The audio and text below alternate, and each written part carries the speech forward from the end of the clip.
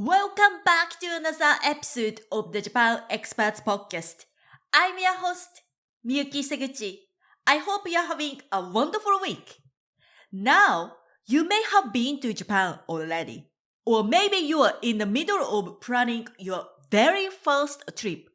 Either way, one of the most common questions I hear is, where should I actually visit? Japan has become an incredibly popular destination over the past few years.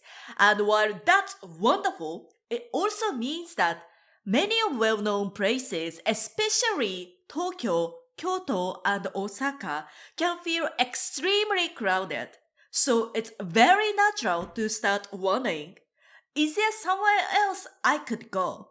Somewhere a little quieter, less crowded? If you found yourself thinking that, you are definitely not alone. Over the years, I've helped many travelers choose destinations they truly fall in love with, including smaller, quieter places that often get overlooked. In today's episode of the Japan Experts Podcast, I'd like to introduce 3 such destinations that I genuinely recommend and share why I believe they can be such great choices.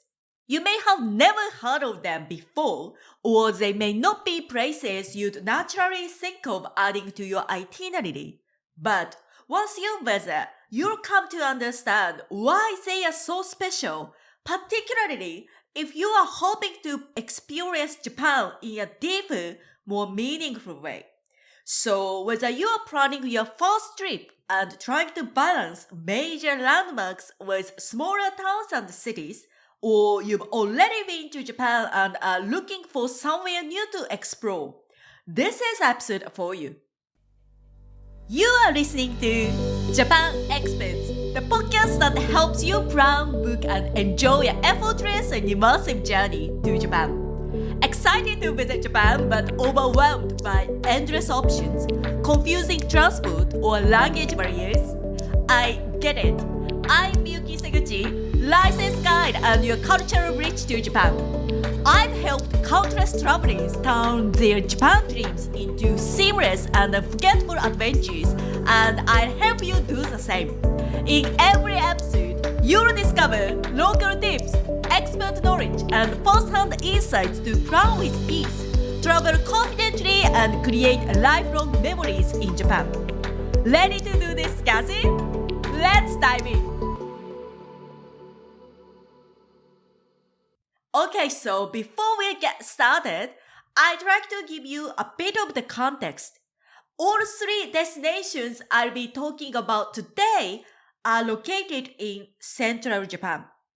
Where is central Japan? It's located between Tokyo in the east and Kyoto and Osaka in the west. It's a large region with so much to offer, yet it's still far less talked about than other parts of the country. If you are a long-time listener of this Japan Experts podcast, you know that I'm based in central Japan, but that's not the only reason I recommend this region. I've traveled extensively around Japan, and whenever I visit a new place, I always ask myself the same question. What can this destination offer that I cannot experience elsewhere? I often compare places to others I already know, and whenever possible, I hire local guides. That's how I learn what really matters, the things you wouldn't notice on your own, or find easily online. So before I introduce the 3 destinations, let me share a few reasons why Central Japan stands out. Firstly, Central Japan is extremely convenient whether you are traveling from the east or the west. From cities like Tokyo, Kyoto, or Osaka, it's an easy train ride, and in many cases, it works very well as a day trip or stop along the way to your next destination. Many international visitors assume that trains can take you absolutely anywhere in Japan.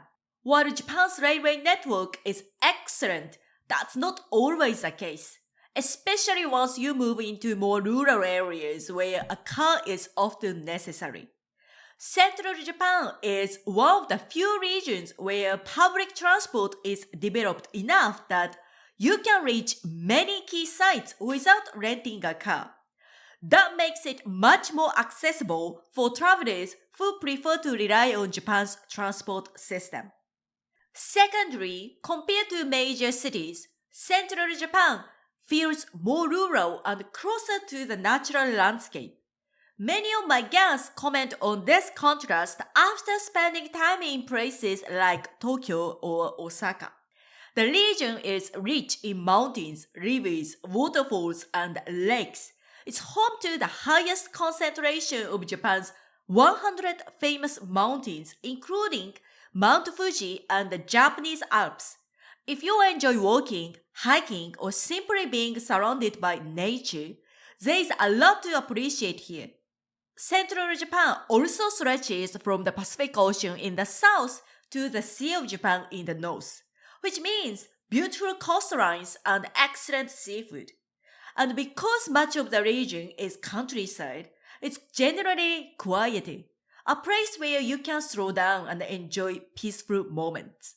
Sadly, because Central Japan is still less visited, it often offers experiences that feel closer to everyday Japanese life, if you know where to look.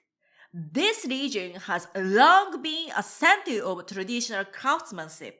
Pottery, handmade washi paper, lanterns, umbrellas, samurai swords, and kimono textiles are all deeply rooted here and still produced today.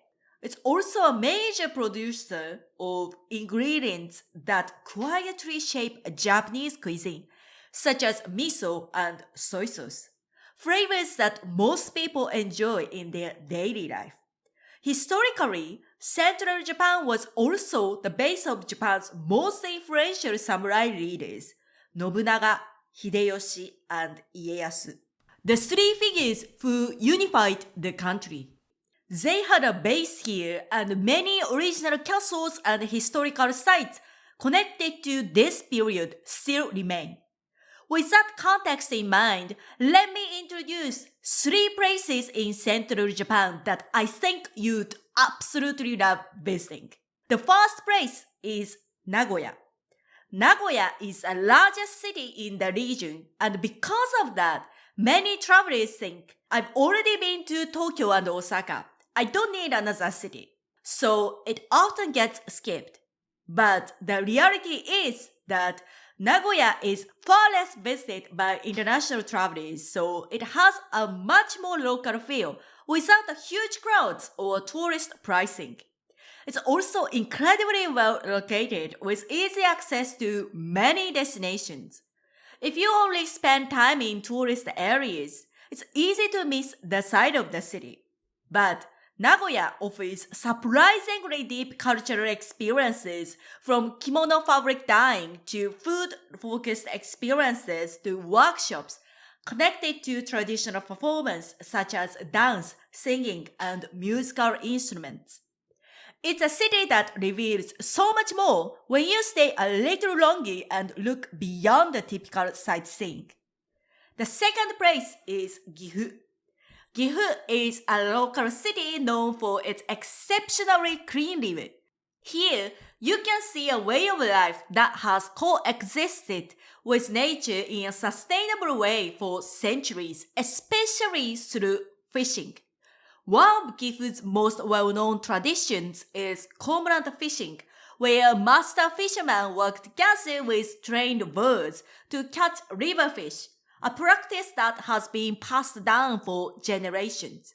These clean water resources are also why Gifu became a center for traditional crafts, particularly handmade washi paper.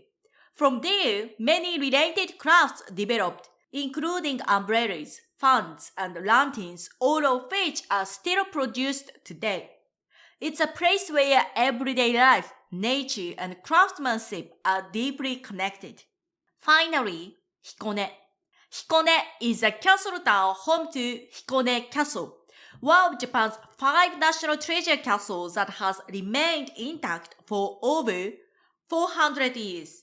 Among these castles, Hikone is especially valuable because it tells stories not only of wartime but also of peaceful samurai life. The architecture, the artifacts, and the garden together give a very complete picture of the era. Tea culture is also closely tied to samurai history, and Hikone is a wonderful place to experience this, whether through a traditional matcha ceremony or brewed tea experience where you learn about different varieties and even blend your own. So to recap, today I've introduced 3 places in central Japan that offer something a little different. Nagoya, a less visited, culturally rich city that offers a wide range of experiences. Gifu, where clean living, traditional crafts, and everyday local life are closely connected. And Hikone, a castle town where samurai history and tea culture are still very much alive. Each of these places is away from the intensity and crowds you often find in Japan's most well-known destinations. They offer depth, history, and a sense of everyday Japan that's hard to grasp at first glance, or when you are exploring on your own. If you'd like to explore places like these with a deeper understanding of local life, cultural traditions, or samurai history, I'd love to personally show you around. The customized private tours I offer are designed to help you access places that can be difficult to experience on your own, with local context and interpretation along the way. And if you are at the stage of planning your trip and would like local, first-hand guidance to help you choose destinations that truly fit your interest and shape a structured itinerary that makes your travel experience smoother and more enjoyable, I'd be very happy to support you. You're always welcome to reach out to me on Instagram at japan.experts or join my free Facebook group, Japan Experts Community for Travelers. I'm happy to suggest the best next steps based on where you are right now in your trip planning journey. That's it for today. Thanks so much for listening, and I can't wait to share more Japan travel insights with you in the next episode. Until then, I hope you have a wonderful week. Let's craft your dream Japan trip together. Head over to Instagram at japan.experts and DM me Japan. I'll personally share expert insights and recommendations to help you plan with ease and feel confident about your trip, so you can make unforgettable lifelong memories in Japan. Not on Instagram? No worries. Join the Japan Experts community on Facebook, where I share exclusive travel tips and answer your questions, or grab one of my free Japan travel guides. All the links are in the show notes. I can't wait to connect with you soon.